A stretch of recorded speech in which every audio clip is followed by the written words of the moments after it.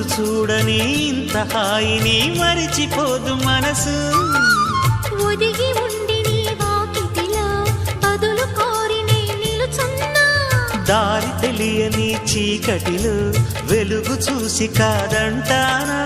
ఊరించి ఇది ఏ మాసం? ప్రేమించే ప్రతి గుండెను అందెల సందడి చేసే హేమంతం ఇది. మన సొంతం అయినది.